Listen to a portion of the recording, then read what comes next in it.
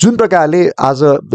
आरआरले खेलिरहेको छ bro, RR is going to be the best team, RR is going to be the best team bro, मान्नुहोस् नमान्नुहोस् RR चाहिँ एकदम धेरै नै क्रेजी टिम हो जस्तो लाग्छ मलाई, र यो टुर्नामेन्टकै र यो टुर्नामेन्टको इतिहासकै RR is going to be the damn good team. र आरआरले चाहिँ यस्तो खेलिरहेछ नि ब्रो होइन, अब पर्सनली एमआई फ्यान, तर आरआरको जुन फर्स्ट हाफको गेममा चाहिँ यस्तो फिल भइरहेको थियो कि मलाई कि होइन आज चाहिँ 200 कट्नुपर्छ, आज चाहिँ 11 ओभरमा नै 200 कट्नु पाउँछ जस्तो भाइब्स दिइरहेको थियो।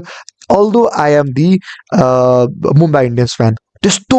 क्रेजी गेम आजको गेम, यस्तो क्रेजी भइरहेको थियो, पुरो मजा आइरहेको थियो आजको गेम हेर्नलाई। ओभरअल हेर्न तपाईँ जुनसुकै टिमको फ्यान हुन्छ, तर आरआरको आजको गेमले चाहिँ तपाईँहरूलाई एउटा हुन्छ नि, आरआरको एउटा हुन्छ नि भित्रीवाला फ्यान, अथवा आरआरको वैभववाला त्यो हुन्छ नि, त्यो चुलबुलावाला फ्यान चाहिँ तपाईँको भित्र मनदेखि चाहिँ निकालिदिन्थ्यो क्या, त्यो लेभलको चाहिँ आरआरले आज गेम खेलेको छ। आई थिङ्क एउटा आफ्नो एउटा होम ग्राउन्ड आसाममा गेम भइरहेको छ, र त्यो एउटा होम ग्राउन्डको पनि एडभान्टेज थियो रियानलाई पनि, र पुरा आरआरको टिमलाई पनि, र किनभने त्यो पुरा क्राउड नै आरआरको लागि च्यान्टिङ गरिरहेको थियो, र कहीँ न कहीँ अब मुम्बई इन्डियन्सले पनि कमब्याक गर्नुपर्छ।